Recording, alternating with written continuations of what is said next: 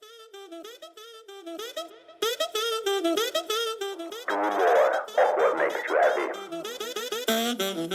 yourself, be positive. Just another mindset. Hello, friends, and welcome to a new episode of the Just Another Mindset podcast, the show that inspires you to change and live a more exciting life. My name is Ishmael, and each week I bring to you a relevant conversation, message, or topic that will not only entertain you, but help you to change towards a more meaningful and satisfying life, individually and collectively. Let us get inspired and embrace collective changes for the better. In today's episode, I have the great joy to speak to Sara Schulting-Kranz, who is the author of Walk Through This, Harness the Healing Power of Nature and Travel the Road of Forgiveness. She's a keynote speaker, professional coach, wilderness guide, and executive producer of Walk Through This, a documentary feature in production of her healing journey in nature. As a multiple trauma survivor, Sara coaches individual men and women through their own life-shifting journeys of healing and transformation. When she's not working with individual clients, you will find her guiding transformational coaching, hiking, adventure, meditation, and breathwork retreats in the Grand Canyon, Alaska, and mountains of Southern California. In today's episode, we talk about nature and how a mindset flip can change the worst experience into something beautiful. Sara shares her story, and you will learn why she will always remember her first time hiking the Grand Canyon. You will learn about the first blind woman ever completing the rim-to-rim hike in the Grand Canyon, and what we all can learn from watching a spider building her web. We talk about healthy ego and being pretty badass. You will see Sara cry, and she will teach you some powerful lessons about spending final hours with loved ones. Sara shares her top 3 super powerful messages she received from and in nature with you. You will learn about the power of continuing to become and leaving your comfort zone. You will hear how Sara navigates in nature and in life, and we discuss how to prepare to be alone in nature. We talk about what the nature deficit disorder is that our society is experiencing and how you can heal it for yourself. You will hear why there are no regrets and what you personally can do to spend more time outside. We talk about your 7 energy chakras and how to take care of them. And finally, Sara gives you very personal advice on how to better listen to your intuition, and we finish with 3 truths about humanity. And if you like this conversation as much as Sara and I did, please make sure to let us know. Send us a message, comment on the videos, and let us know that you are listening. And let us know which part of the conversation resonates most with you. And let us know where you disagree and what you have to say about it. And with that, Sara, a warm welcome to the Just Another Mindset podcast. And my first question for you is, how do you feel and what is on your mind? How do I feel? What is on my mind? You just taught me a lot about technology. What I realized was how much that this technology is not my jam space, but being in the mountains and on the ocean and in nature and connecting in that way is definitely my jam space. So yeah, I'm doing great. Things are great. I love morning podcast conversations. It's fun. Wonderful, wonderful. Yeah, and we're gonna certainly talk about some of your strong points or expertise, nature and sports. And you also wrote a book which reads Walk Through This, Harness the Healing Power of Nature and Travel the Road to Forgiveness. And we may use components of that book to steer us through the conversations, but of course we're gonna also talk about other work and other fun stuff. And maybe before we go into those topics, Sara, maybe we can give the audience a little bit of context about yourself as a person and what brings you where you are today. Yeah, I mean, my story goes pretty far back, so I'll give you the quick version of it. And I did write a book, and it's a memoir / personal development / my own learning through life. I feel like life is a textbook in and of itself. Mine certainly has been. And I've experienced a lot of trauma in my life from the age of 17 all the way through, I'm 49 now. At the age of 40, my life truly did implode when I found out that my former husband, now former husband, had been having extramarital affairs for most of our marriage, and also was dealing with his own troubles through multiple addictions. And so my life took a very, let's just say, devastating turn. And for a few years there, I pulled myself out of my own trauma recovery. I had experienced complex PTSD and was really using nature as a form of my therapy. It was actually my biggest tool in my own personal recovery. And so coming out of that, I had a now colleague, my therapist at the time, say to me, hey, like, in fact, it was the first day I had walked into her office. She looked at me and said, you're going to do something with this. You're different. And so I really tapped into that, and I ended up creating a business, never intended to. Now I have a thriving business that came from the traumas that I had lived through, including, I wrote a book. I was on a TED Talk stage talking about forgiveness. I run retreats in the Grand Canyon in Alaska. I do land healing, water healing. I'm now collaborating with other researchers that have done a lot of research on nature and how it heals. And more importantly than anything, the freaking coolest thing coming out of your traumas is that I have found that light on the other side, and I'm happier now than ever. And so what I really talk to people about is that your setbacks can become your greatest strengths. And so now I have pivoted, and I am doing stage, like going onto stage, talking to people. Really, the impact, I believe, is never ending. I think that one word can create the biggest impact for people that just ripples into other lives. And so now taking it to the stage in my own way and sharing my story in a different kind of way through the power of resilience, what that means to me, motivation, leadership. I am a mom of 3 sons as well. I think it's the coolest freaking thing. Like, can I swear on this? Is that okay? Perfect. Take your shit and like create something amazing from it. I was born and raised in the Midwest, where we do a lot of farming and gardening, and I grew up gardening. And I always talk about how my parents would could go grab the manure from the local farmer, and they'd put it onto their garden, and they would say, look, the only way to get good crops is to put the shit into the ground. And so in every way. And so I think the most beautiful thing is actually using what you have learned through your life and creating something really beautiful from it. So here I am with you. I mean, how cool is this? Like, how cool is this? Wouldn't have met you had I not gone through all that. So there you go. And you taught me something today on a Wednesday morning. A few things already. I mean, jeepers. Wait till I show my kids that I know something new. I'm like, come on. They're going to be like, whoa, Mom, computers? Where's the headphones to steal? But that's... Exactly.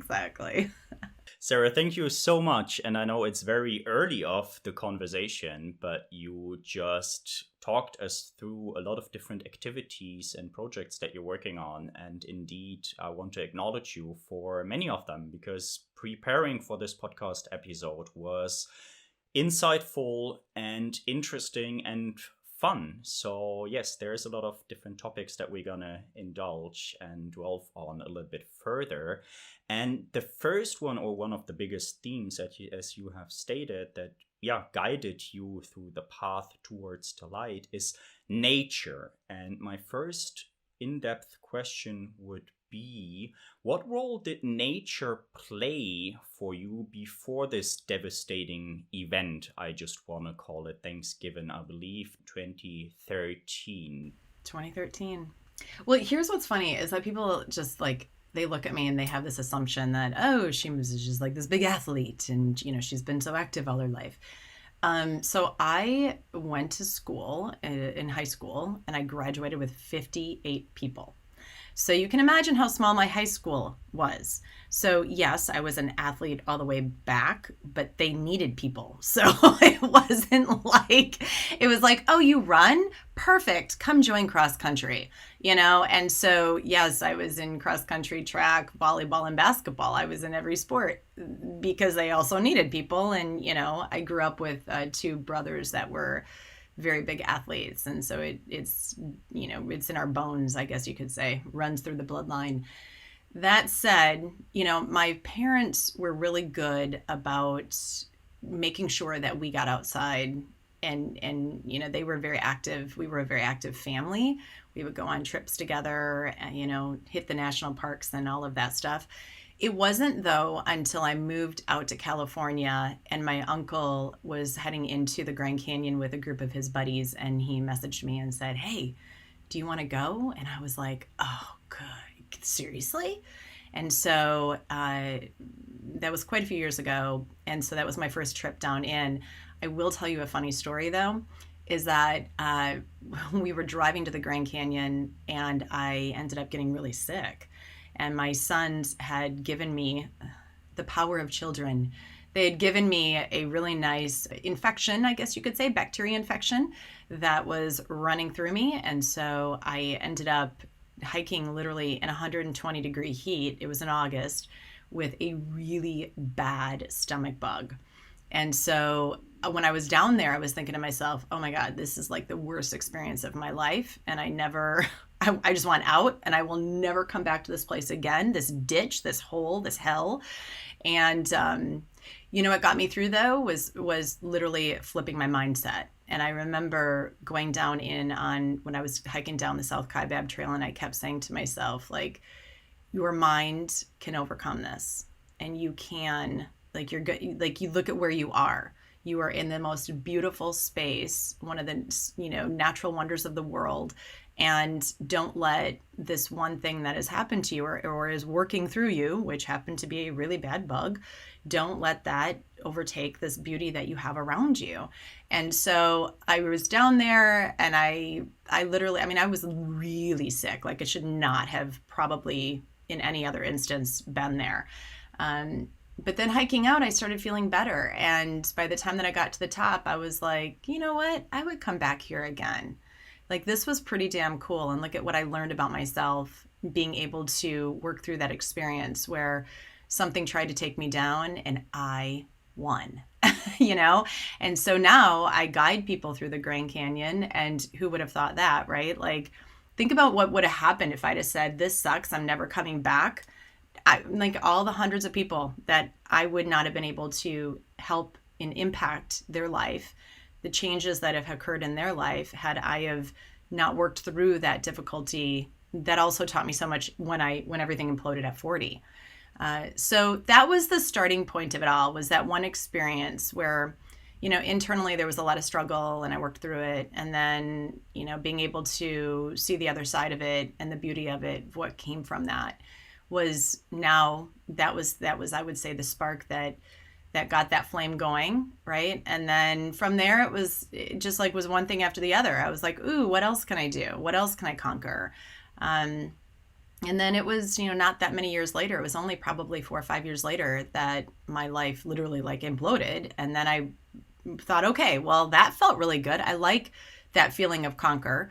What else can I do that can also get me out of this horrific, trauma experience that I'm in, that can give different perspective to my life and can also reframe the story that I was living in, which was, this sucks, I don't like feeling disempowered, I guess you could say, through somebody else's experiences, or that somebody else had, put onto me. And so that was the start of it all. That was the start of it all.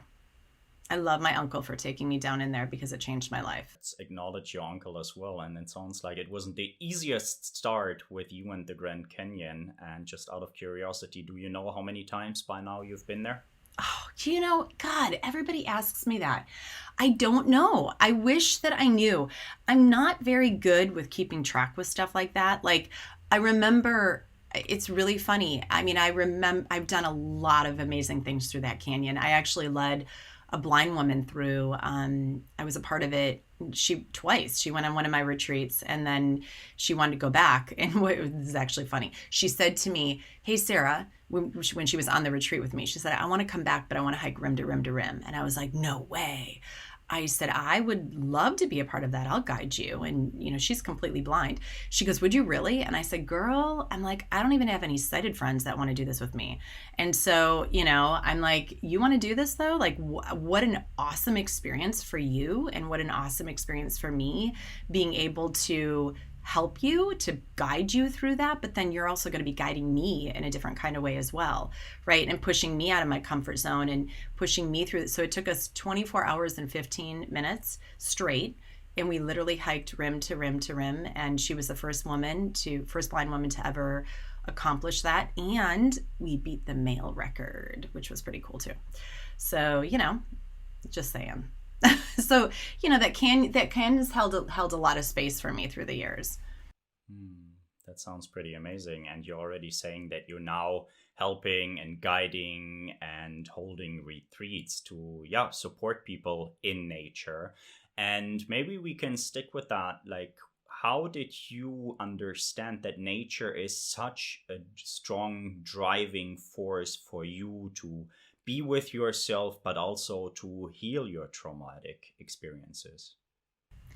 Well, so it was probably a year into my trauma, that that people were noticing the difference. Like, my now colleagues were noticing the difference, and they were asking me, "So what are you doing that other people that we know that are also living through this, that, what are you doing differently? Because you're healing very quick, and you're finding yourself, and you're coming home to who you are."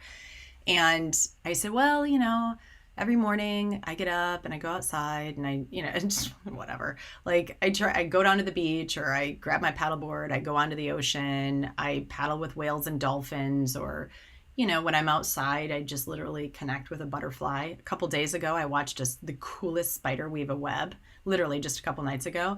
And I pulled this guy over, and I was like, "Dude, watch this. Like, this is really cool." And he actually said to me, he goes, "I don't know if I've ever watched a spider weave a web." And I said, "That's my point. Like, stop and witness what is happening outside of us," right? Because that's where, when we can get out of our story, when we can get out of the rumination of literally the shit that we live in. If it's every single day we struggle with something, right? Like, my son messaged me yesterday. He's like, "I lost my credit card." And I'm like, "Yeah, and get a new one." Like, let's not dwell on the small stuff. And so, when we can get out of that, when we can reframe the things that we are living in on a daily basis, that's where the living happens. What I didn't realize until I started reading The Nature Fix, which is Florence Williams' book, and who coincidentally, like, I would sit there and just read and read and read what she was writing, and I was connecting so much to it. She was like my mentor, and now I'm working with her, which is really cool. When I was reading it, I understood it more. It made more sense to me. And literally what's happening is at the frontal lobe of your brain, which is always on, that's where we store so much information. It's our executive brain. It's where we, even right now, computer to computer, it gets overworked. We're not meant to actually work it that much. And so when we are in that space, we cannot find creativity outside of the things that we are living in. And ultimately, what I always talk about, I'm a former art teacher, worked with children, love children. I'm very much into the creative space, right? And so if I'm constantly in the frontal lobe of the story, how can I find the creative experiences that can happen outside of it, right? And the only way to do that is to go outside. That's where we feel most alive. And that's where our cerebellum, the back part of our brain, actually rises, and then we can see things and experience things differently. And so I think that one of the most important things that we can learn to do is to get outside of the four walls that we live in, and to go outside and to literally be one with something that is so much greater than us. And it doesn't require you to go climb mountains, all right? Like, people see, they're like, "Oh yeah, but you go climb mountains," and you don't have to go climb mountains. Like, literally, like I said, go outside, watch a spider, watch the sky, lean up against a tree, watch the leaves fall. open your senses, because so often that's what was so cool about guiding, Sean through the Grand Canyon, is that she didn't have this, she couldn't see, right? And so all of her other senses were opening. And so not only that, but then I would have to describe certain things to her and it forced me to see things through a different lens while I was describing it, and it took a little bit. I would be like, well, to the left of you is, and I would try to describe it to her, and she's like, you really suck at this. Like, could you please be a little bit more detailed? I'm like, okay. And so it really forced me to sit in the moment and see the details around me. It wasn't like, oh, there's a big rock wall. Well, no shit. Like, we're surrounded by rock. But explain the rock. Like, what do you see in the rock? What are you experiencing in the rock? What does the rock look like? And so I think that, like, that's the coolest freaking thing about being out in nature, is that it opens every sense that you have, and it shuts that damn brain down of ours that we so often sit in. Oh, absolutely. Fully agree. And being open to experience and to look at things that we may otherwise never look at, right? When you were telling the story, I also remembered having a house in Costa Rica for a few weeks, and I remembered a huge spider web. There was easily 20 of them, and huge spiders, and they were making spider webs, and I was there in awe for easy 10 minutes and just looking at spiders making spider webs. So that's my little side note to that. It was wonderful. I took a little video and I plopped it into our family chat, and nobody said anything, and I thought, because they don't like spiders. Most of my family, they're like, really, Sarah? That's what you have to plop into the family chat? A lot of people don't like spiders, and I'm like, okay, they're just really, like, they're so interesting. And so, yeah. What is activities that you today do in nature? And maybe we can look at that as an answer, you as an individual. So how much time do you actually spend outside? And what is activities that you do with, companions, clients? I'm not quite sure what you call the people that you guide through the Grand Canyon, but maybe we could answer those two. They're family. Like, I'm just going to state it. They're like my family. They're all my family. I always tell them, I'm like, once you're in this circle, good luck leaving. You're my peep. So, personally, I get outside every day. Like, that's just my thing. I don't belong to a gym. I don't, not that a gym is a bad thing. I just don't belong to a gym. And so, I go at least for a walk every single day. If not, I try to get outside and go for a run, or I grab my paddleboard. I live 4 blocks from the ocean, and so I go onto the water. And even, it's funny because they know me down there, and even if it's like a 15-minute just jumping onto the water, if I have a busy day, it changes the perspective of everything for me. And so they always laugh about that. They're like, a 15 minutes, huh? And I'm like, hey, you can jam a lot of stuff into 15 minutes. Or you can blow 15 minutes by scrolling on your phone. So just think about that. So, and then also I literally carve out every single year at least 7 days for me. My kids know this. My family knows this. Everybody knows this. 7 days out of 365 is not a lot. And so I take that time and I go into the mountains and just do something for me. And I do have my really, really close friends who I can trust that I go with, and they go with me. And we're like a little family unit ourselves.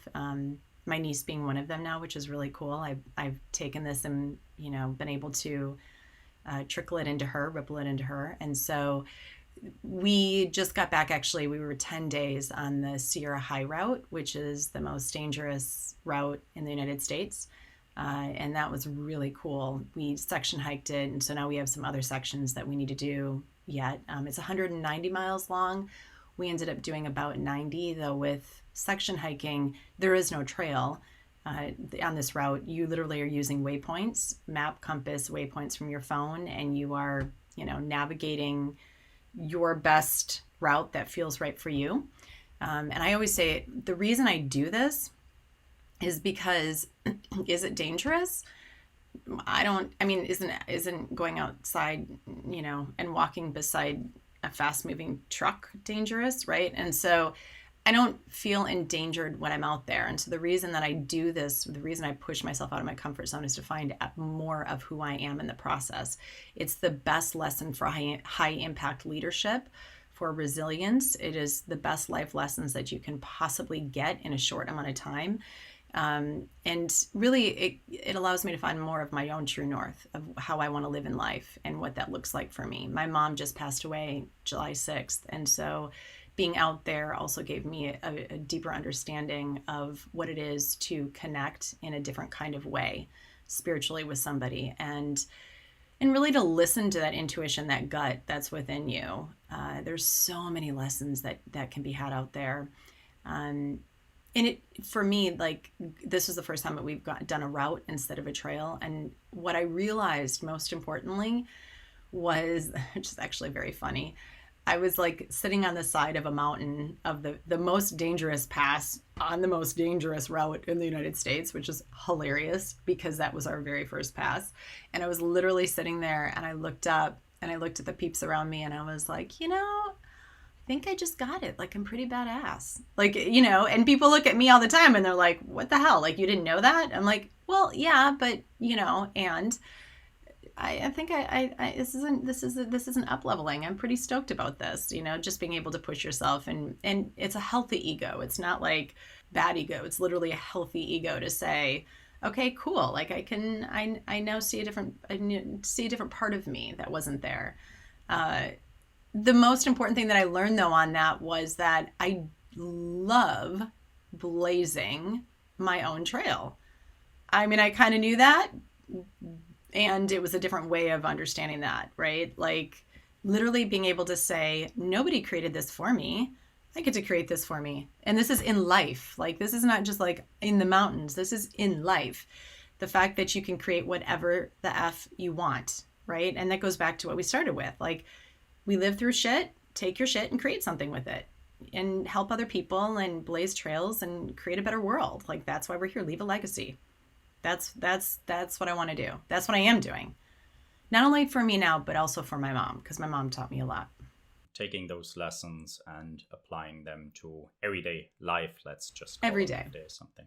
I have a few follow-up questions, and the first one, I actually want to use a quote from your book for that, and it's, but more than that, Indigenous Americans tend to see this living world as a fantastic and beautiful creation, engendering extremely powerful feelings of gratitude and indebtedness, obliging us to behave as if we are related to one another. Nature provides messages and answers we seek in life. All we are asked is to listen. And you talked about those messages, and I noted that question before our conversations. Do you have examples, maybe your top 3, your top 5, you choose your number, of messages that you learned in nature and that you are now sending into your everyday life or into the everyday life of your family? Well, now you're going to make me cry because like I said, my mom passed on July 6th.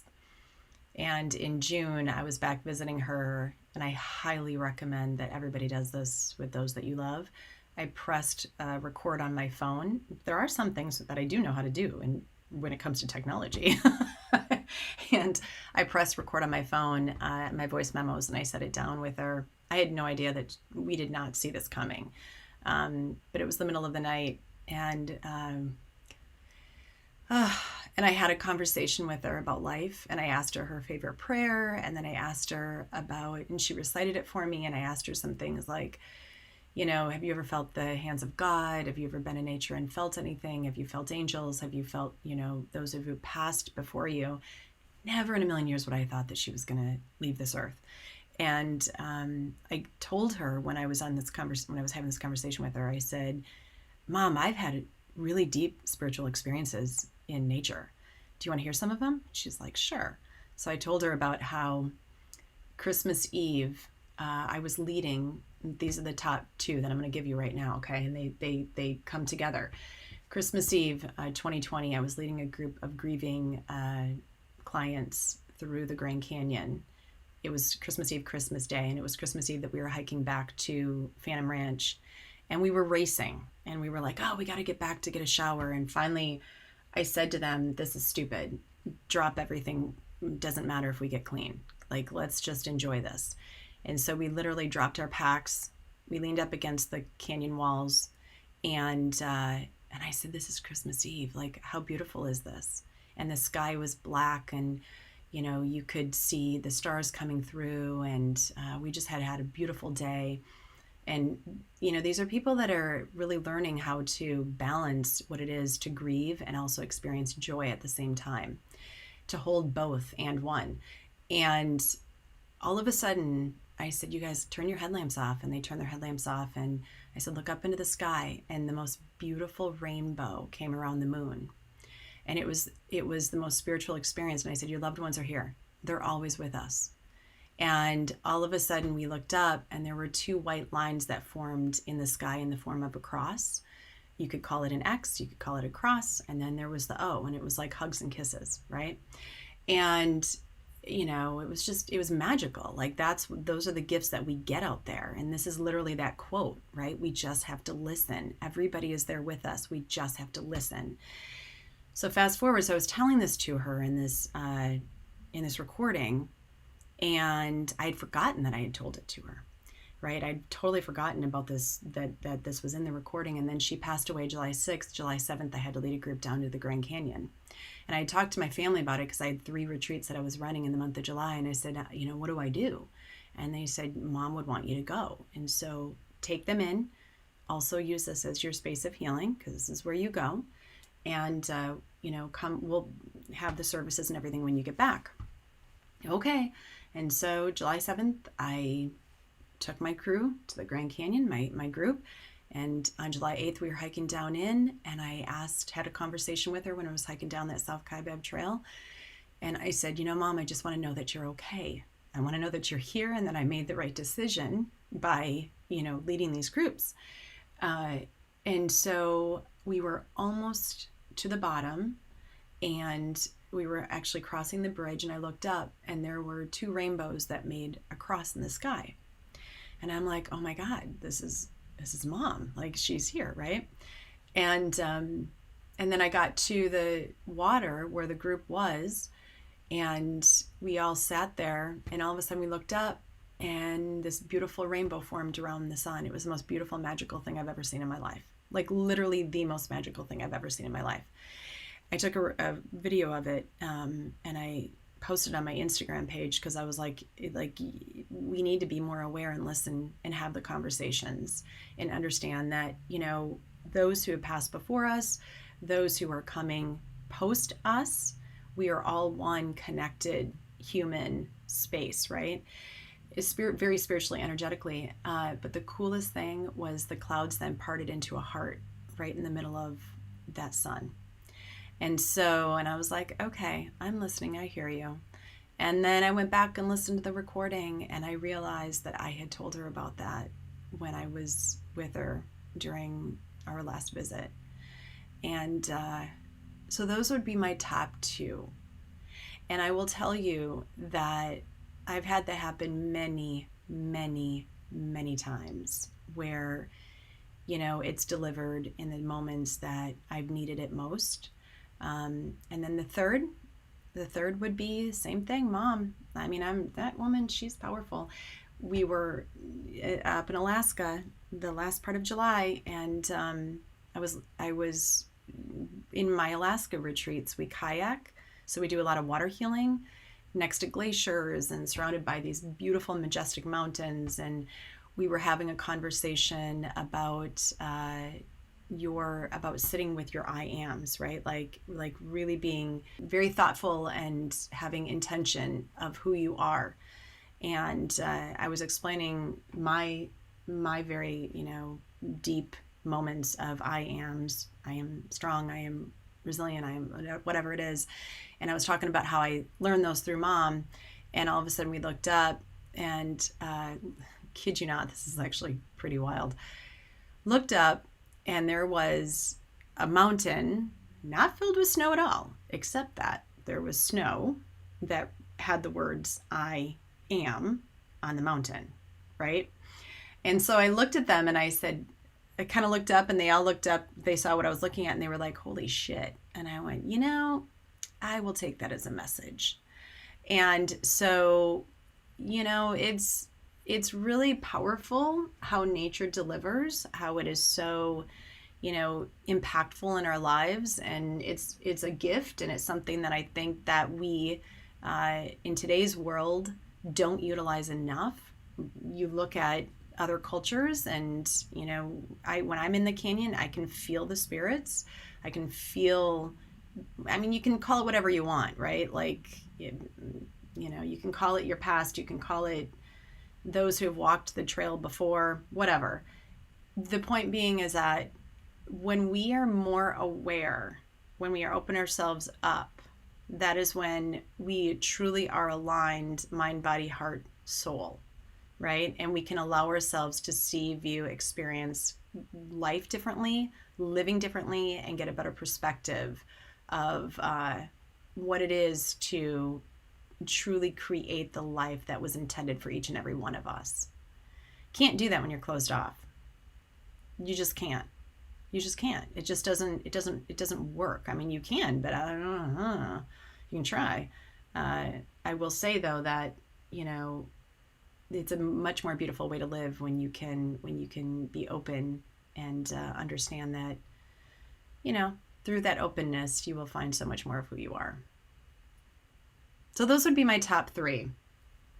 Wonderful, Sarah. Thank you so much for sharing that wonderful story, or those wonderful stories. And yeah, I think this openness to nature and this openness to receive directions, to receive messages, is at least the first step, right? And then you can go from there. And actually have a follow-up question on that. And if you say, okay, you have those 7 days per year where you're by yourself or with your very close friends, with your close family, and you go into nature, is it that sometimes you have, I don't know if it's an assumption, but do you have questions or things that you ponder on and you are actively seeking for answers in natures? Or is it that you have this natural openness and those answers, those messages, whatever we want to call them, come by themselves when you're not really prepared for them?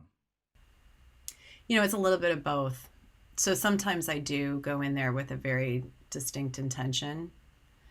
That said, when you set your intentions or when you're manifesting, you have to be open to receive what is truly meant for you, what is there unfolding for you. Because I think that, we have to surrender. Like, we're all controlling human beings, right? We love to control. We like to create it. We want to have our say. The trail, the mountains, nature will always give us what we need every single time. And that is one of the things that when I'm guiding people, it's the biggest lesson that I've learned. And it's also when I'm guiding people, because we are such controlling human beings, and we sit in the pain, we sit in the, well, why did they do that to me? We sit in the, no, I want to prove that I'm right. The thing is though, we want to fix other people. You can't. Everybody's on their own freaking journey, right? And so what we can do, and this is what nature has taught me, and what being out there has also taught me, and what I now guide others people through, is that you can only control your response, right, to whatever is happening to you. When we react, so often we react from a place of mind, not heart. And so it's this space of, you hurt me, so I'm going to hurt you. I'm going to prove to you that what you did was wrong. And that's what, we can even talk about forgiveness, but that is also what forgiveness has taught me, is that it's not saying that what has happened in your life should have happened to you. It's not saying that, you're not condoning it. You're not saying it's nothing like that. What it is it's your power to find yourself outside of the setbacks, the traumas, the difficulties that you have lived through. And you have to be able to release control to so much of that. Because we as humans, that's the hardest thing for us. You have to be able to surrender and to release control of that, and also say, I'm going to be open to the lessons, to the learnings, honoring what I have lived through, and also knowing that I can create something better because of it. And that's the biggest thing that being in the mountains has taught me. Because so often it's like, well, no, this is what I want to do, right? And then you're like, in fact, climbing the Mountaineers route one year. I remember climbing the Mountaineers route in Mount Whitney. I I'm like a summit seeker. Like that was my mindset. That was how I used to operate. I don't operate that way anymore. That said, back then, that was my lesson. It was like, I want to get to that damn summit. And what I realized when we were climbing up the Mountaineers route is that we didn't have the tools. We literally didn't have the tools. It was really crazy.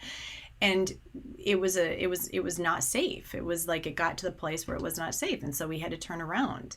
And so was it hard for me? Yeah. That was my lesson though, was that, Sarah, you got to go through a little bit more shit before you can grab that summit. And so I did. And I've summited many times now. And those lessons, the mountains, nature, the trail, being out in the ocean, it gives us what we need. We have to actually be able to surrender to it though. So sometimes I go out there with a certain intention and seeking stuff. Other times I just don't. Other times I'm out there and I'm just like, I just want to be. I just want to be present. I just want to get away from the freaking hell of life, like, that's happening, and just allow myself to go back home to who I am, which is, as somebody said to me yesterday, they're like, you're a child in a woman's body that likes to do Thor things. I said, okay, yeah, I'll give you that. I'll give you that. Another thought that came to mind when you talk about the openness in nature and the ability to surrender is, how does it help yourself or also your clients, your family, to leave their comfort zone? And why do you change activities in nature and not always go the same trails? And this is an assumption on my end that you don't. Yeah. We never go the same trails. I mean, we do sometimes, but I think we become this is a whole topic in and of itself. We become very comfortable with the things that are actually not healthy for us. Right. And so even within my own life, there were times where I became very comfortable living in a space that I didn't realize, because I was so there, that actually wasn't even really me. Right. And so with me being able to step outside and to try new things and to experience a different version of me, what I have come to realize is that outside of those things that I found at one time very comfortable, they actually sucked. Like, I wasn't even being me in those spaces. Meaning, was I me? Yes. However, what I mean by that is there's a version, up-leveled, more enlightened version within each one of us that we can come home to. We have to be able to step out of the toxicity of life, the toxicity of our relationships, the spaces that can be really hard, but we don't even really realize it at the time. Going through a divorce, for example, it was one of the most difficult things that I could possibly have gone through. I needed to go through that in order to find this new version, come home to this new version of me, a more enlightened, happier, joy-filled, peace-filled, freedom-filled version of who not only I am today, but who I'm also continuing to become as these layers continue to come off, right? And as we continue to dive deeper into who we are. I call it a practice. It's not something that there is no end. There's I don't even call it the journey. It's the moments in the journey that become that destination, that last breath that we eventually take. No, I really like this continuing to become, and it's an ongoing path, if we want to call it. And sometimes we don't know exactly where it's going, but as long as we do know the next step or the next 5 steps or the next few days, that can already be helpful. And, I think that's why it's so important to get out of your comfort zone and to try something new. Here's what's really funny is that we so often will find every reason not to do something, right? It's like, yes, I'm a 49-year-old single mom. Yes, I climb mountains. Yes, I put myself into spaces that others find dangerous. Do I feel endangered? No. Why? Because I have pushed myself into that space. I have taken myself there. I know when I shouldn't be somewhere. I know when it's like, this is too much. I know when, okay, Sarah, you're just not prepared for that yet. There are certain things that I definitely want to do in life that, you know, like I would love to scale a mountain in snow. I mean, I've done mountains in snow, but I would love to do like I can visualize it. Like I know what's out there. That said, I'm just not, my tools aren't there yet. It doesn't mean that they're not going to be. I feel like so often we put ourselves in that box because of societal, you know, stories that have been told to us, or how we have been brought up, or how we've been conditioned. I talk to my kids about this all the time. I'm like, I'm not your quote, whatever the hell normal is, mom. I appreciate that about me, right? Like, I love the fact that I continue to push myself out of my comfort zone. And had I not gone through all this shit and had to blaze trails along the way, I wouldn't be who I am today. Some people can say it's too much. I say, maybe you haven't gone there yet. You know? And so I don't believe that we need to sit in barriers or boxes or anything like that. For me, it's when I'm taking my last breath, I want to be able to look at it and say, I did it the way that I was intended. I did it my way. Right. And affected a lot of people, impacted a lot of people in a very positive way along the way. No, absolutely. Lucky boys, I guess. And I think that makes perfect sense, to be not normal and to stick out and to test and try. And when you were talking about limitations or limits, that all of us have them, right? And maybe we don't have the skills yet to go to the snowy mountain or the snowy summit at some point, but have there been instances that you attempted something and then realized, okay, now is not the time, but in next year or next try or next group, you name it, would be the thing? And how do you deal with those moments? Do you also appreciate them, or how do you look at such moments? Oh yeah, I've had that happen. Well, that was the Mountaineers route, going up Mount Whitney. I mean, I remember it. I was climbing up it. There were two guys, myself, friends of mine, and one of which had done it before and one of which had not. And this was actually, I think, a year or two before, I think it was a year or two before everything happened in my life, before it imploded. But we were just climbing up, and all of a sudden this big boulder came down, and it like went to the left of me, and I was like, oh shit, like this is not cool. And Sarah's not prepared for this, and I've got kids at home, and I don't like it. And so what that taught me was listening to my intuition, that voice within me, and saying, okay. And I literally took a pause. If I must tell you, I took a pee as well. I was like, everybody turn your heads. I now need to take a bathroom break, and I need to sit with this.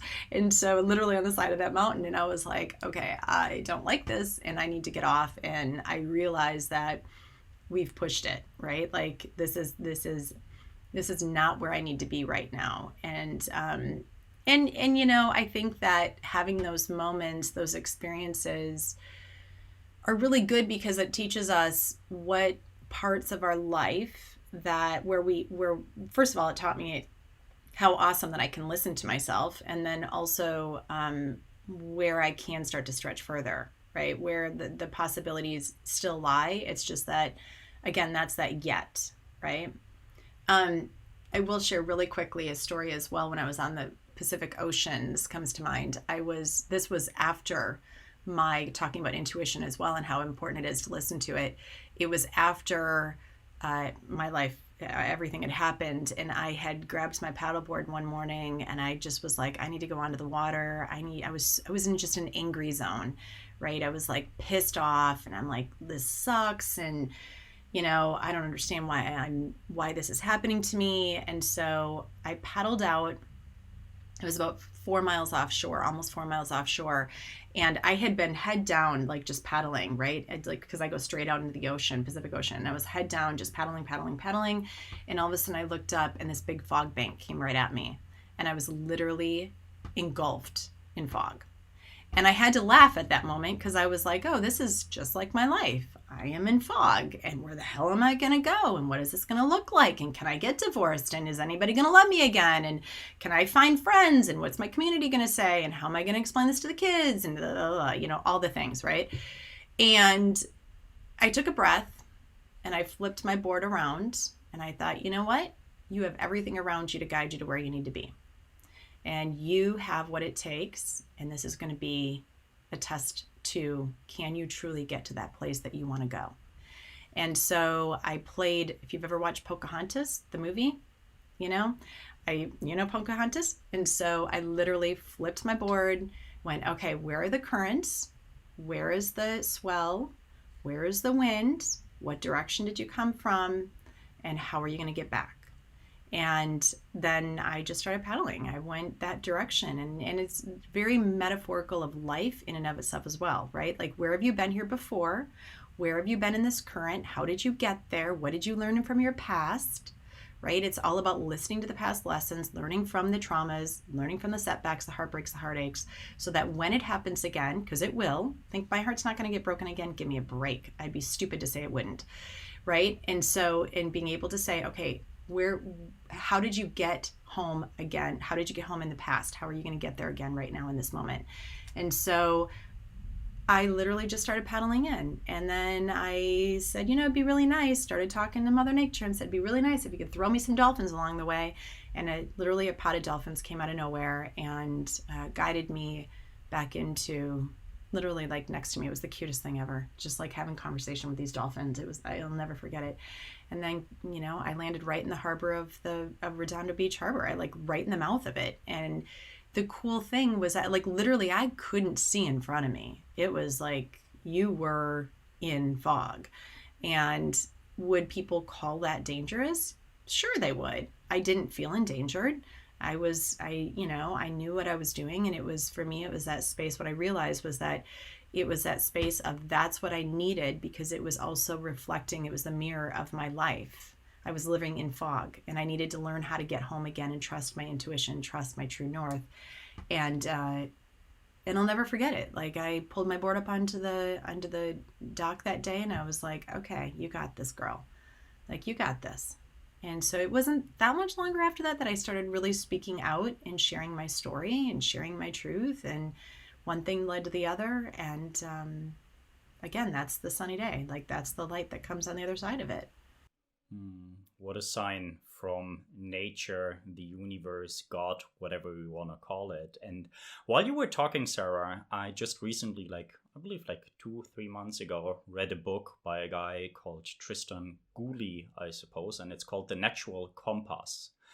And I would be super interested, if you go into nature, how do you navigate yourself in the Pacific Ocean, in the Grand Canyon, in wherever you go? Do you take your phone? Do you take other people? Do you know a thing or two about natural orientation? How do you get around from A to B?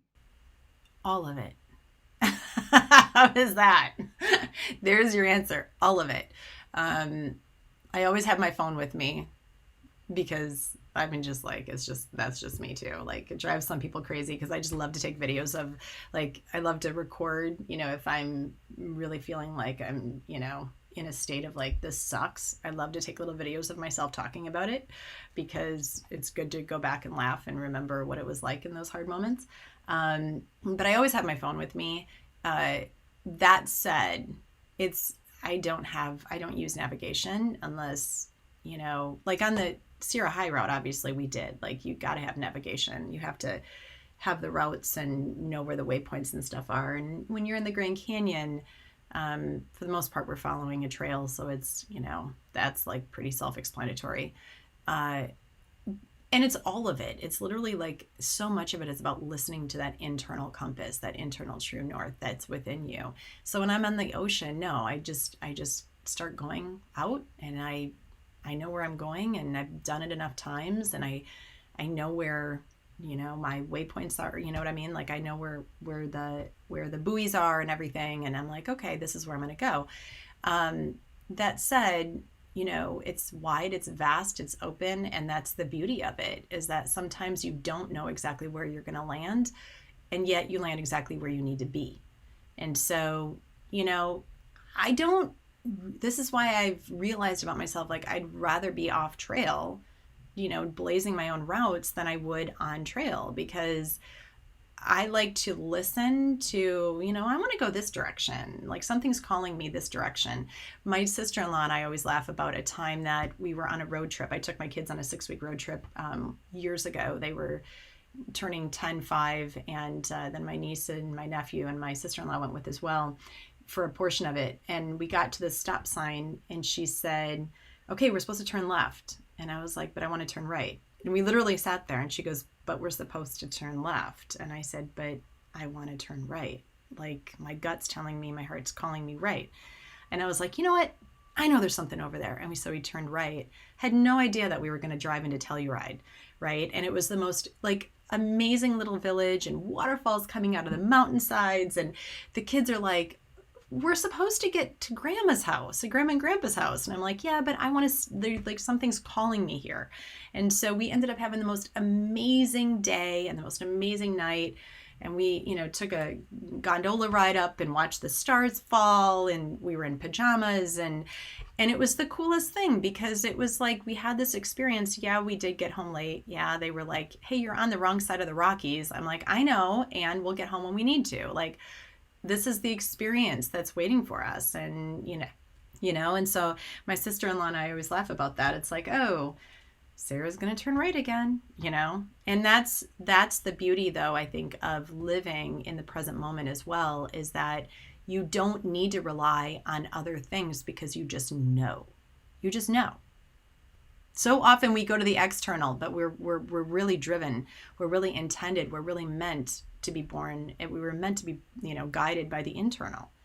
Now, I tell you what, it's like Wednesday afternoon, evening in Western Europe, where I'm recording from. And I'm actually super looking forward that tomorrow I have something planned. I have a few topics on my mind, let's say, that I want to solve or that I want to go through.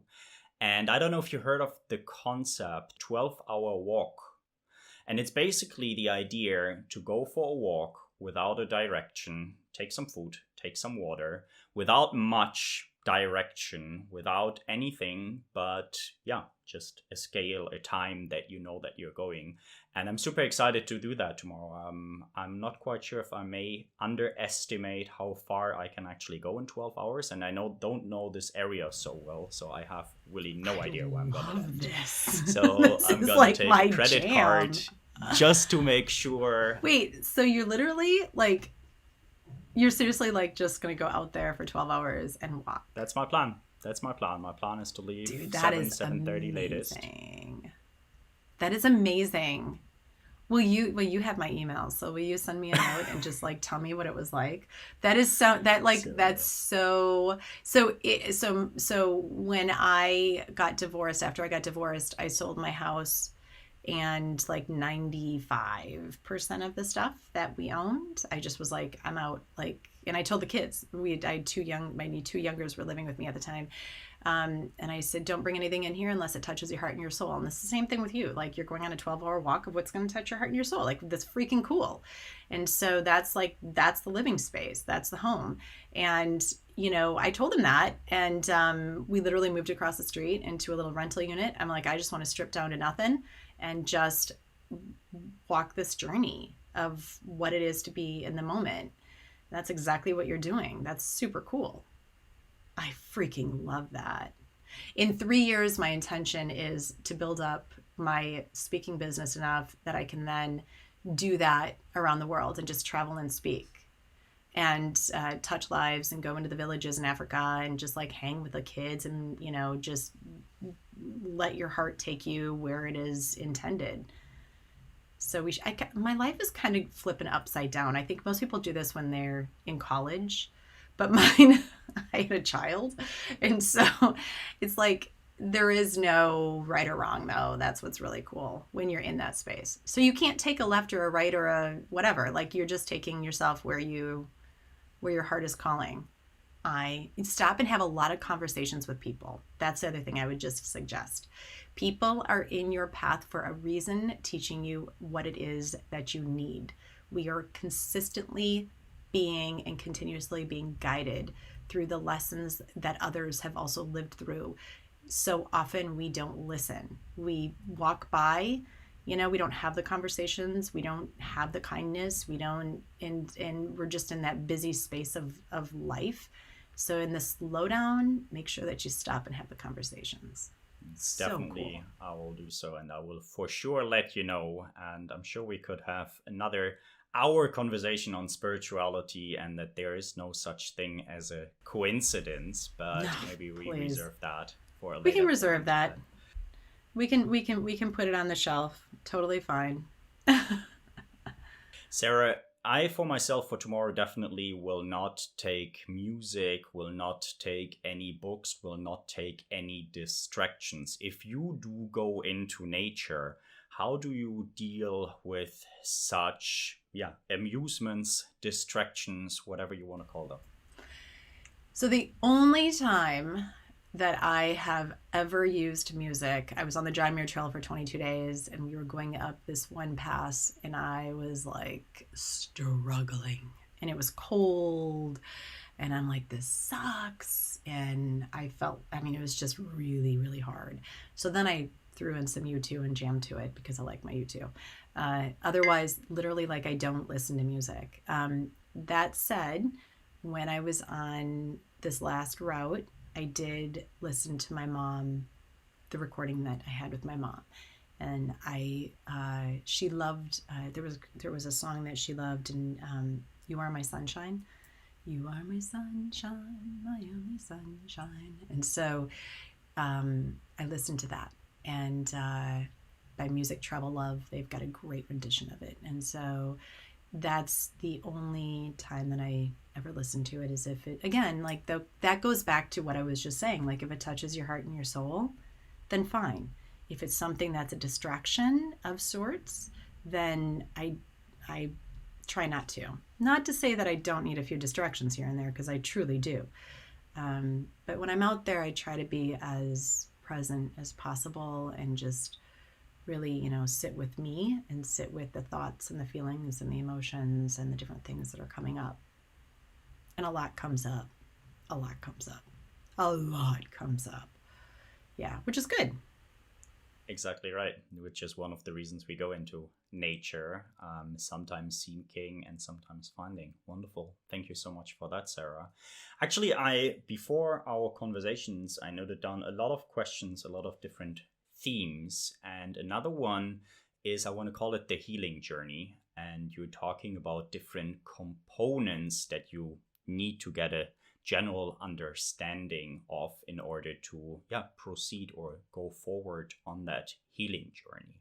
I don't know if you want to talk about all of them, but you basically name 4 of them. And the first one would be what trauma and trauma brain are and how they affect your body. Another one, which I would be very interested in talking with you today, is the nature deficit disorder, because we talked a lot about nature. You go into nature, you help people going into nature. But what is that phrase or that note even, that nature deficit disorder? And what has maybe also changed? It's been almost 2 years since you published your book around this realm of nature deficit disorder. What comes to mind? Well, I did not coin that. Richard Louv did. I just wrote about it, using, obviously, quoting him. Here's what's really, I'll give you the very quick gist of this. When we have lived or are living in difficult moments in our life, difficult experiences, right? Like the traumas that I talk about, the traumas, setbacks, heartbreaks, all that stuff, right? The shit. When we're living in the shit, we tend to, especially if we're triggered, okay, especially if we're triggered, we go back to those ruminating stories of our past and or present, of which continues to hold us there. Okay. So it literally starts to hold us in the space of that which is not healthy. And it can be that much more difficult. It's like quicksand, right? I know because I experienced it myself. So Richard Louv talks about nature deficit disorder, which is where we as a society have literally been spending our time indoors. And so we're not meant to. We are alive creatures, right? Like we are a part of nature. We are animals. And we are doing the opposite of what we were actually intended. And so what he talks about is getting ourselves into nature is where we have our most alive experiences, which I did touch on earlier. Just didn't coin it as that. And so we feel we are actually, as animals, more alive in nature than we are indoors. Okay, now hold on to that. So now we have that. Okay, so just pin that for a second.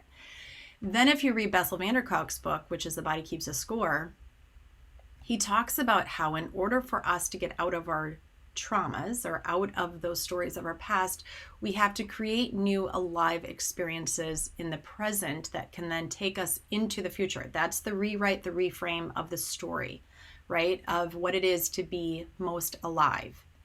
And so when you think about it now, right, what did we just say? Richard Louv talks about we are most alive in nature, yet we experience nature deficit disorder because we have become a society of living indoors. I mean, think about it. We've freaking built boxes around ourselves. Are you serious? You know, like really? Like let's just like sit with that one, okay? And some of us live in very big boxes. Some of us smaller boxes. They're still a box. And so getting outside gives us the space and the time to be more present, to experience what it is to be alive again, to create new experiences that we can then hold on to, so that when we are triggered or when we are working through our difficulties, we are not using the stories of our past to hold us there. We can have these new awe, wonder moments that we then grab onto that allow us to feel more alive and give us a different perspective outside of those things that we have lived through. And it can be, something, again, as simple as like a butterfly landing in our hand and just being present with it, where it's like, whoa, this is the coolest thing ever, right? And again, it's also a practice. It's not like you're just going to flip a lid and it's, a light switch that's going to just take you from A to Z.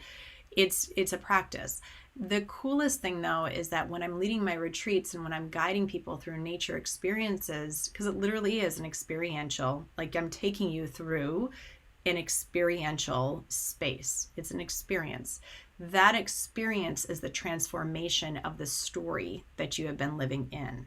You got to set your ego down though.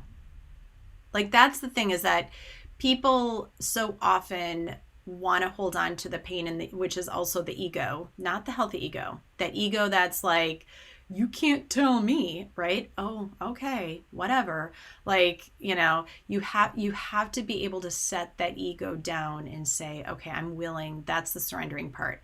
I'm willing to experience this, to try this. That's something new outside of what I have been living in. Right. And so often I see that though with people, I had one gentleman say to me, who I freaking loved. He's amazing. And he was struggling up the Bright Angel Trail. And he said, if anyone wants to understand what it is to have their ego broken, to come back to the space of love, have them take you. I said, well, I appreciate that. I'm not here to do that. That's just like something that's held in this space and it happens there. So, And being able to talk to your different parts, to be able to talk to your protectors, depending on what they protect, right? Some protect your traumatic experiences, some protect your well-beings and so forth. But to be able to acknowledge them, to talk to them, and to convince them, get their buy-in, if you want to say, to try something new and yes. to go out in nature and do something.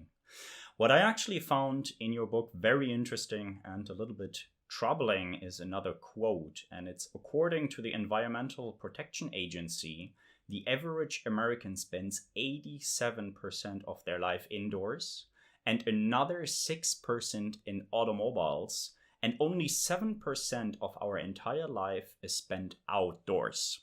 Well, I'm sure this is not true for yourself, and I can very confidently talk for myself. This is also not true. But if people are listening and they are struggling with spending a lot of time inside or in all those nice little cubicle farms, what we call offices, is there certain things that you recommend each and everybody to do every day, or at least once a week, or once a month, or once per year? Is there anything that comes to mind, Sarah, that you want to share with the audience? Yeah, I mean, definitely. First of all, carve it out. You're in control of your calendar. Your calendar is not in control of you. So, first of all, carve it out. And secondly, one of the things that I talk about in the book is make yourself a damn priority. Like when you leave this earth, what are you going to remember? And so what are you going to sit with, right? And so what are you going to wish that you would have done more of?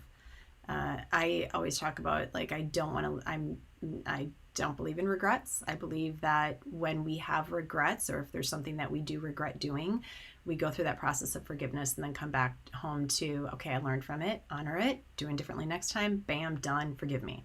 And so there's a space of, we so often want to think of every single reason that we shouldn't do something, when in reality, you are in control of your life.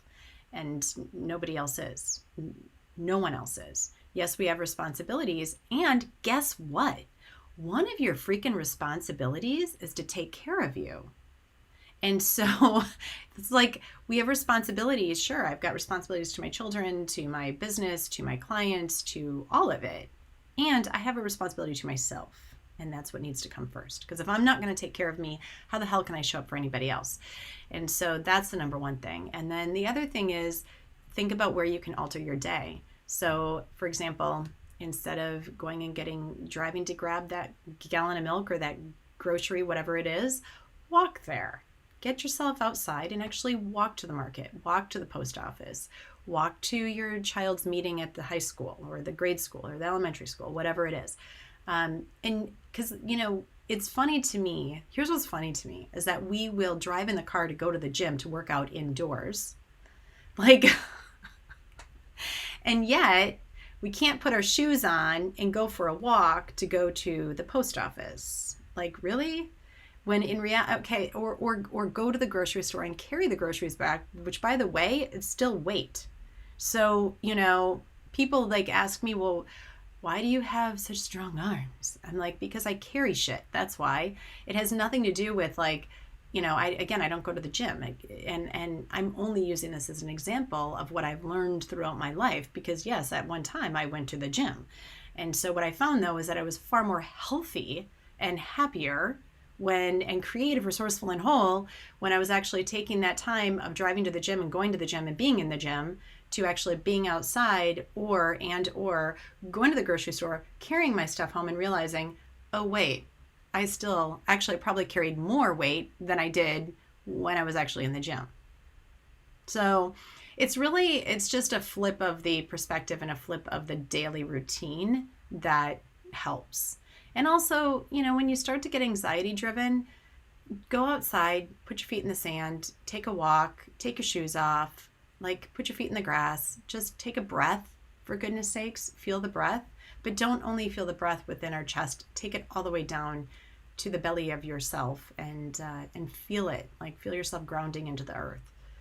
Again, set your ego aside, because this is the ego-driven space where people will give you every reason. I'm sure there are people probably listening going, oh, but she, actually been there, done that. So just try it. Just take a few moments and try it. Just trust me. Send me a message. Literally tell me how it worked. Experiment, right? And here's a little side story. My audience has heard it probably multiple times, so excuse me all for that, but we haven't talked about it. Just before the pandemic, or when the pandemic started, I actually decided for myself to invest at least 1 hour in physical exercise and 1 hour a day in mental exercise, which was also related because I started as a strategy consultant, a project on the west coast of the US, not being able to travel there, having time zone differences of 9 to 10 hours, working many, many hours. And I actually started, and it was lockdown. You were not really supposed to go out or be outside. You were only allowed to do sports outside. And I started doing, well, now I would call it calisthenics, but yeah, doing funny movements, activities on some locked down playgrounds and sports ground. And I have continued. I have actually, a few weeks back, like 2 or 3 weeks back, a friend of mine gave me a voucher for one of those fancy gyms with saunas and with all this stuff. So I went because he for sure will not go. Fabi, if you're listening to that, thank you again once more.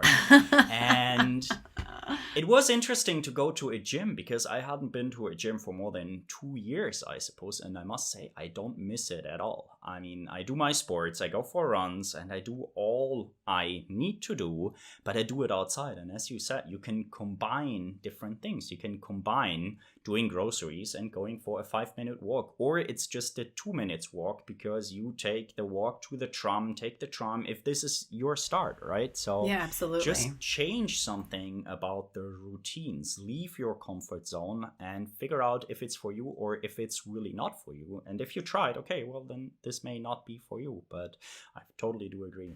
Just remember though that it takes a little bit to change the behavior. Right. And so you can't just do it once and be like, well, that was just like blah, blah, blah, blah, whatever. It takes it. You have to keep trying it and give yourself some space and time in order to really, sit with, is this for me or is this not?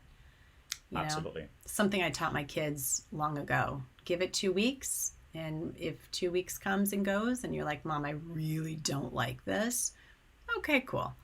Then we can look at something different.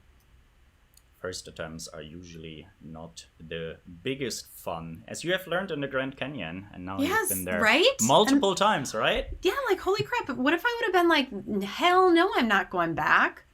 Like, right? Exactly. And you have to find the other thing is that, speaking of that Grand Canyon experience, you have to find the beauty in the mess.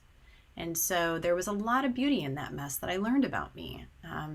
I'm pretty damn funny when I'm sick, first of all. Like, I gotta say, like because I don't, knock on wood, I'm not one to get ill.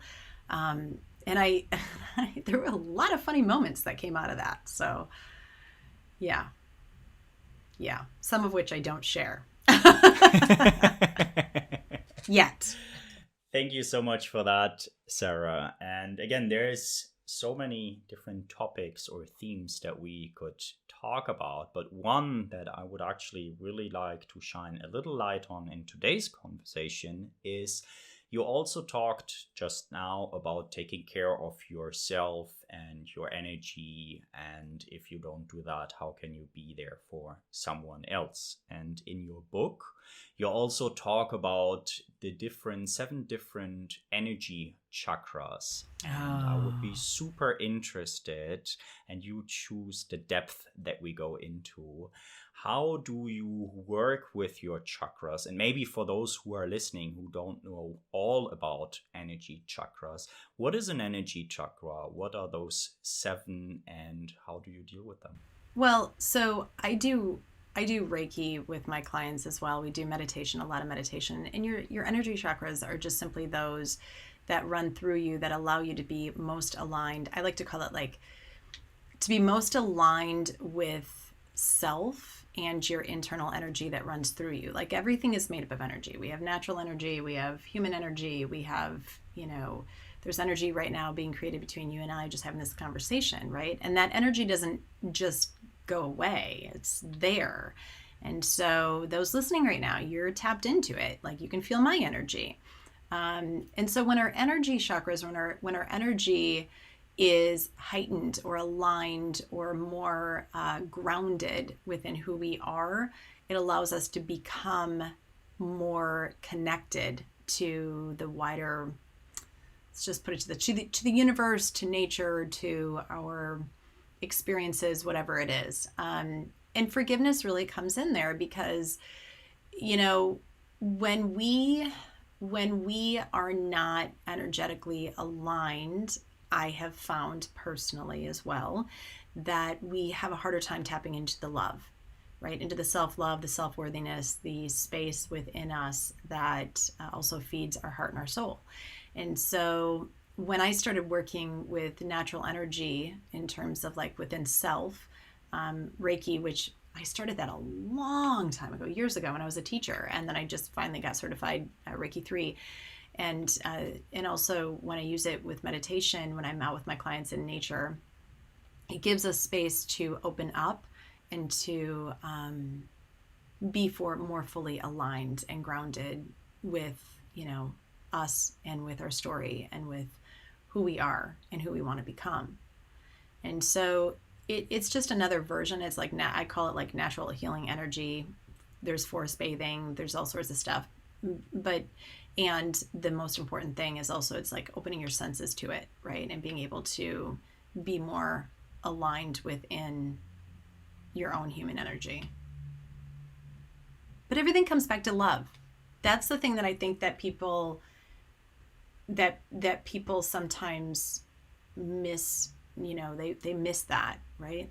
As my mom said in the last recording, she said so many people miss the boat, and they do, because they sit in the pain and the anger and the rage and all the things about life, those negative, that toxic energy, when in reality what we want to do is step back into what it is to be fully aligned in love within each one of us. We are born loving, resourceful, creative, resourceful, whole human beings, and somewhere along the line, we have the ability to feed the darkness or the light. And so when we feed that darkness, what we feed grows. That's what starts to take over. And so that internal light of love and acceptance and simply being, and it's not a woo-woo thing, people. Like, that's the thing that I think that sometimes they're like, oh, love. Okay, no, it's like you really, truly, it's coming home to loving you and coming home to accept you as you, all parts of you, including those parts that perhaps are not the most pleasant. I have them too. We all have them. And it's acceptance of that. And that's also that process of self-forgiveness, to be able to say, I'm going to continue to learn differently, to be differently, and to become differently. Thank you so much for that, Sarah. And I can already hear the good energy, and I'm sure we can have a second, a third, fourth absolutely anytime and all of that. Now that I know how to use headphones and I know how to record, and like I have my own podcast, and I like still didn't even, I was like, what what, you can teach me something here? Cool. Like, I'm always up for learning.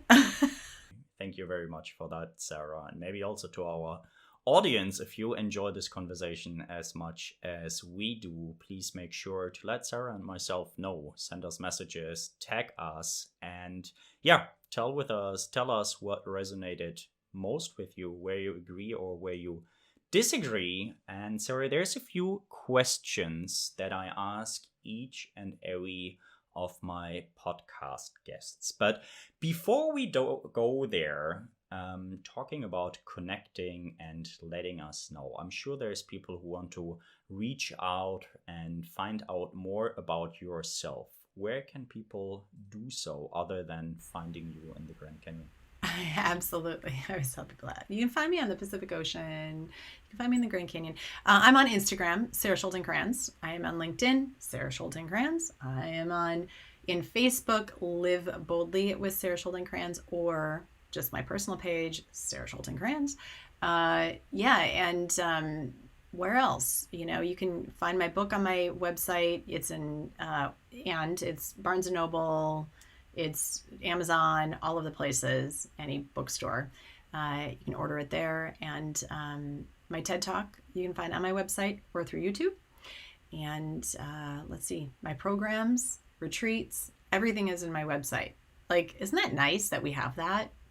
Can you imagine what it was like beforehand? Goodness. It's like, flyers, sending letters, right? And I would not be able 20 years ago to link all that good stuff into our podcast description, and I will make sure to do so. Yes, please do, because my name is really long. It's really ridiculous.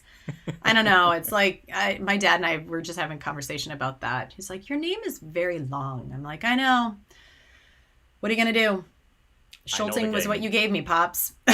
That's what long names and then fairly difficult names sometimes doesn't help. So okay. I will It's all right. definitely make sure to link that. Sarah, before we go for those final questions, is there anything that we haven't discussed in good depth today that you would like to share with the audience? And yeah. I don't think so. I'm just sitting with that question for a moment, and I would say never underestimate the power of yourself, your resilience, your strength, the learnings from those things that you have walked through and or are walking through in the present moment. And just remember that blazing your own trail is a personal, beautiful journey and experience. And listen to your inner intuition, your gut. Tell that damn saboteur or that inner critic or imposter to get the hell out and to just truly listen to yourself. That would be what I would say. And you have the power within you. Age is just a number. Never use it as an excuse. And live your life as intended with your purpose and passion and all of the things that were handed to you when you were placed on this earth. How is that?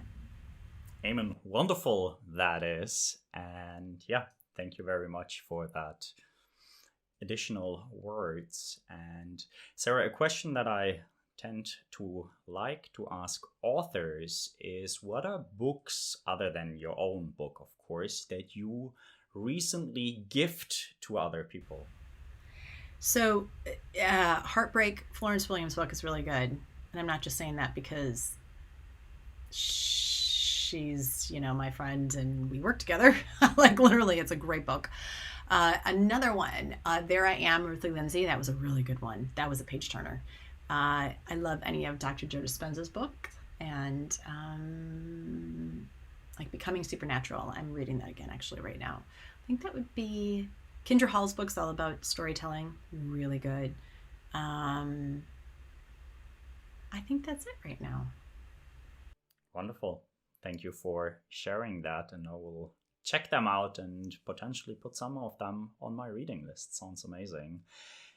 And with that, Sarah, here is the last final 3 questions for today's podcast episode. And the first one would be, what influenced and motivated you over the past week? What influenced me or motivated me over the past week? My kids. I'm going to state it. My middle son is a USC water polo athlete, and I had a really good conversation with him after his games last week, and it was great motivation for me. Very inspiring.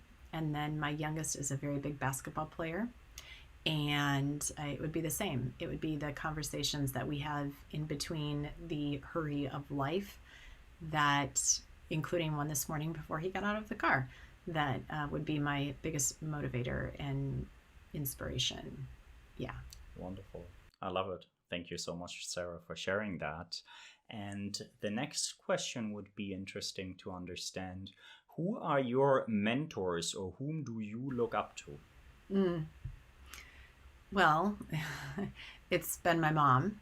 And she was the one that, when I had my first trauma at 17, she would walk me down Main Street when I felt like no one was listening or hearing me or understanding me. And she would say, hold your head high.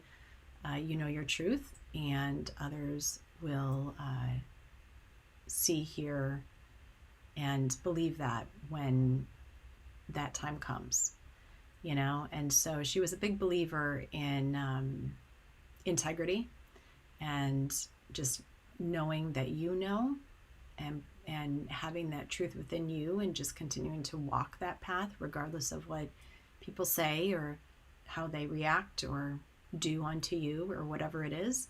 And so, she's been my biggest mentor in life. My dad as well, obviously. Like, I love my pops. There's just a mother-daughter relationship that then I was the only girl. We have all boys in my family. Myself and my niece are the only other ones. And so it's a boy-driven, masculine-driven family. And so,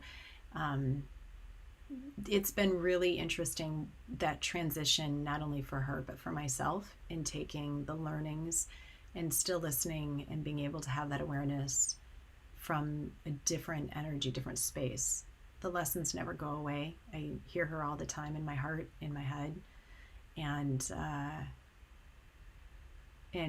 sometimes a little louder than others. And I think that she's definitely been my biggest mentor, my biggest teacher.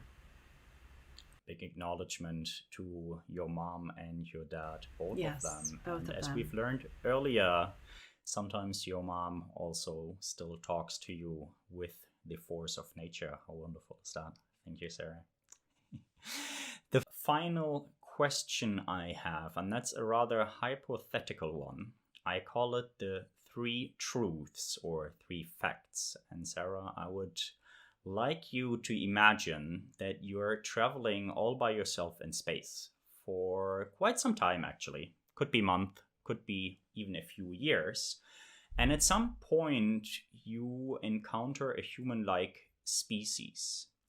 And they can only process 3 facts or 3 truths about humanity before they decide whether or not they want to get to know us. What do you tell them?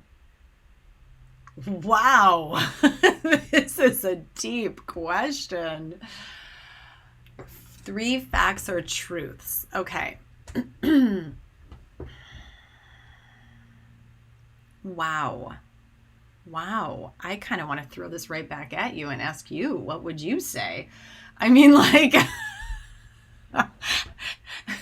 truly. Okay. 3 facts or truths. I would say,